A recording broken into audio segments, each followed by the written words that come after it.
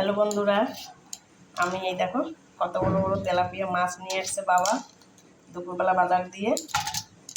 কেটে ধুয়ে রেখে দিয়েছি। আর এই তেলাপিয়া মাছ পাতায় করব, কীভাবে করব তোমাদের দেখাচ্ছি। সব মাছগুলো পাতায় করব, কলা পাতায়। বুঝেছো, অনেক মাছ, থালা ভর্তি, এক থালা মাছ, সব পাতায় করব, তোমাদের দেখাচ্ছি। এখানে যে আদা আর পেঁয়াজ বাটা এই দিয়ে দিচ্ছি, আর এই হচ্ছে রসুন বাটাটাও দিয়ে দিচ্ছি, মানে মাছ দিয়ে যদি গন্ধ আসে।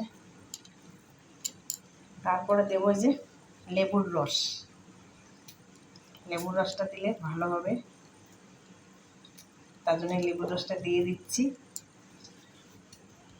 গোটা একটা লেবু দিয়ে দিচ্ছি।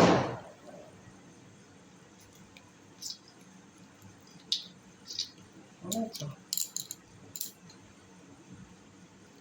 লেবুটা সব দিয়ে দিই রসটা।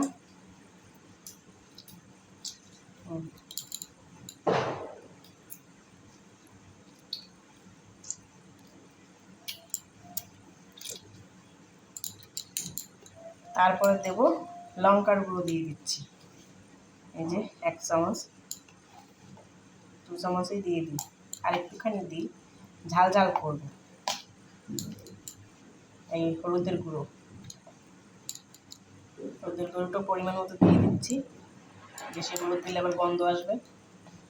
তারপরে দিয়ে দিচ্ছি এই যে নুনটা মেখে রেখে দেবো, একটু পরে বসাবো পাতায়। এক্ষুনি বসালে ভিতরে আর ঢুকবে না মশলাপাতি, তাই মেখে রেখে দিচ্ছি। তেলটা পরে দেবো, তেলটা এক্ষুনি দিচ্ছি না। তেলটা কলা পাতায় যখন দেবো পাতিয়ে বসিয়ে তখন এই তেলটা দিয়ে দেবো।